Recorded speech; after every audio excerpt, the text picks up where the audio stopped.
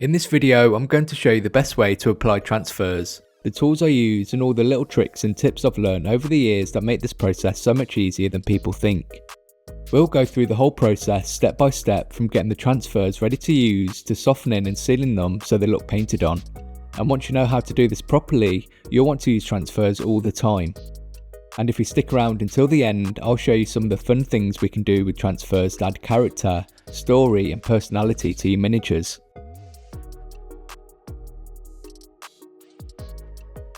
My name's Michael and welcome to TableTopReady. So the very first video on this channel was showing you guys how to apply transfers, and I think it's about time we did an update and show you what I've learnt since then.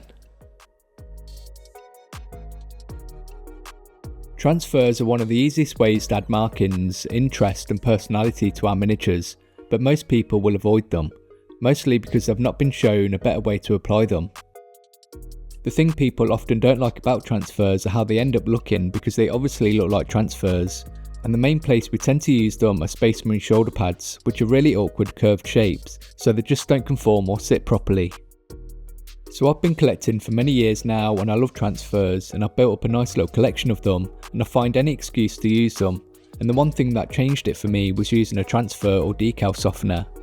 What a softener does is exactly that, softens the transfers, which goes a long way to helping them sit better and look more painted on.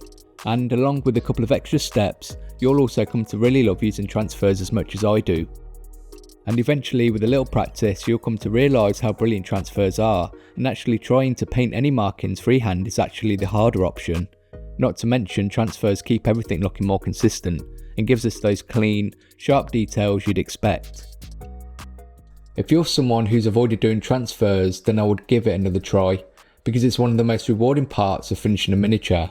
And once you get the hang of it, it becomes another great way to personalise your collection and tell a story.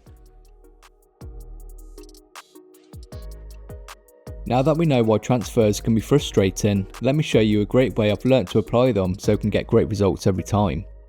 The first thing we want to do is prepare the surface. Transfers don't like matte paint because it has a texture and could cause air bubbles and the transfers to lift. So we'll start by applying a thin coat of gloss varnish, which gives us a really smooth surface which the transfers can properly adhere to. For this, I like to use hard coat, and I'll thin this with some water so it doesn't go on too thick, and we want to apply this to the entire area where we're placing our transfer to keep a consistent finish once we're done. Now we can prepare the transfer itself. Choose the transfer you want and then cut it out, and you can even prepare a few at a time to save time. To remove the transfer from the backing sheet, submerge or apply water and let it loosen from the backing paper. It should slide around once it's ready. Next, place a little water on the area where you want the transfer to go. This helps it glide around and gives you time to position it properly using a tool of your choice, but not a craft knife, as it can rip or cut our transfer. Once you're happy with the placement, take the corner of a paper towel and just touch it near the edge of the transfer to soak up the excess water. Just let the paper absorb it naturally. So the example I'm using for this video is a Space Marine shoulder pad, because it's probably one of the most common areas to put a transfer and the most feared. Just make sure to take your time, and you can even look at it from different angles to make sure you're happy with the placement. Let the transfer dry, then we can use the softener I talked about earlier. I like to use Tamiya Mark Fit because it's really easy to work with. Using the brush in the bottle, paint a comfortable layer over the transfer, but try not to disturb the transfer or move it once it's in place. Then we wait. You'll need to give it plenty of time to do its thing, and if you think it needs a little more softener, apply again only after about half an hour. Once it's softened, take a cotton bud, just slightly damp, and gently roll it across the transfer. Rolling is the key here. It helps the transfer conform to the shape without moving it or tearing it. At this point, it's best to leave it to fully dry. Honestly, leaving it overnight gives the best results.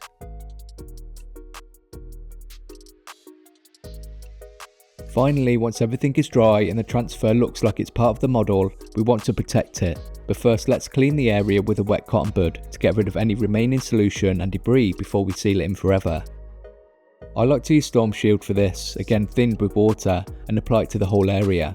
This seals the transfer and gives us a nice finish very close to how our painted surface looks, helping it to blend in perfectly with the rest of the miniature. And that's the whole process. and once you've done it once or twice, you'll want to use transfers on everything. Now you're comfortable applying transfers, this is where things get really fun. Because we're not limited to using them one at a time, we can actually start layering transfers to create even more interest and detailed markings, like squad markings with numbers. The key is to make sure the first transfers had time to soften and settle properly before placing the next one on top. Treat the second transfer exactly the same way, position it, remove the excess water, and then apply your softener to help everything pull tight together before sealing both with our storm shield at the end. Another really fun thing about transfers is weathering them. Because they end up with a very similar finish to a painted surface, we can actually continue painting over them, just like the rest of the miniature. You can add chips, scratches and even edge highlights if you think they need them, and gives it that believable worn look, especially on vehicles or battle worn armour. And finally, transfers are a brilliant way to make characters look more interesting. You're not limited to armour panels, you can use them on shields, purity seals, weapons, anywhere you want to add a little extra personality or storytelling without having to freehand it. You're even given unique icons, markings and little decorative details which you can find on most transfer sheets.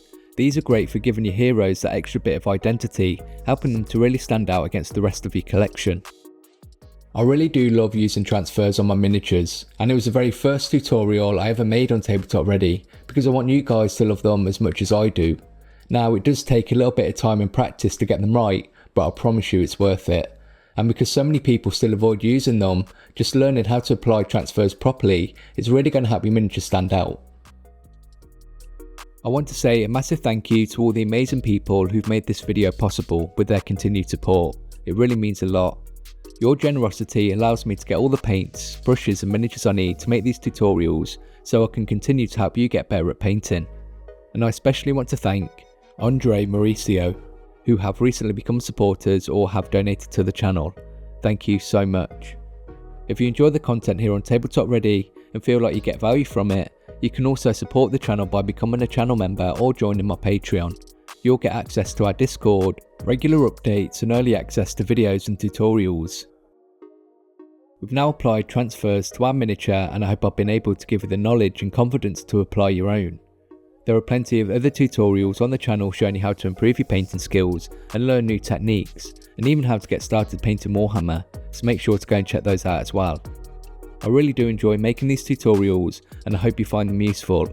If you do, please leave a like and let me know in the comments. I always love hearing about your own hobby and what you thought of the video. And make sure to subscribe if you don't want to miss out on future content. Thanks for watching and I'll see you in the next video.